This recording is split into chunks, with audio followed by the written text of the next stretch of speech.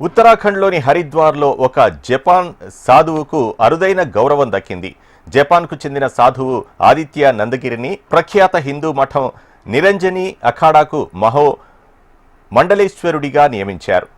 ఆదిత్య నందగిరి మహామండలేశ్వరుడు అనే అత్యున్నత ఆధ్యాత్మిక పదవిని పొందిన మొదటి జపాన్ పౌరుడిగా గుర్తింపు పొందారు. ఈ గౌరవాన్ని నిరంజని అఖాడా వారు ఆయనకు ప్రదానం చేశారు. ఆధ్యాత్మిక మార్గంలోకి ప్రవేశించి సన్యాసం స్వీకరించిన తర్వాత స్వామి ఆదిత్య నందగిరి అనే పేరును పొందారు. భారతీయ సనాతన ధర్మాన్ని, యోగాను జపాన్లో ప్రచారం చేయడంలో ఆయన కీలక పాత్ర పోషిస్తున్నారన్నారు. ఒక విదేశీయుడికి, ముఖ్యంగా జపాన్ వ్యక్తికి ఇటువంటి ఉన్నతమైన హిందూ ఆధ్యాత్మిక హోదా దక్కడం విశేషంగా పరిగణిస్తారు. భారత్లోని హిందూ సంప్రదాయం పట్ల ప్రపంచవ్యాప్తంగా రోజురోజుకు ఆసక్తి పెరుగుతోందన్న అభిప్రాయం వ్యక్తమవుతోంది.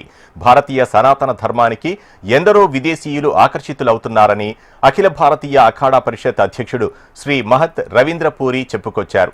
గత నెలలో ఇదే జపాన్కు చెందిన హూసీ తకాయ్ అనే సన్యాసి హిందూ మతాన్ని స్వీకరించారు. ఆయన బాల కుంభగిరి పేరుతో మహామండలేశ్వరుడయ్యారు. 2019 నాటి కుంభమేళాలో మొదటిసారిగా 9 మంది విదేశీయులు మహామండలేశ్వరి అనే బిరుదు స్వీకరించినట్లు ఆధ్యాత్మికవేత్తలు తెలిపారు. త్వరలో జపాన్లో ధర్మ సంసద్ సభ నిర్వహించనున్నట్లు అఖాడా పరిషత్ ప్రతినిధులు చెప్పారు.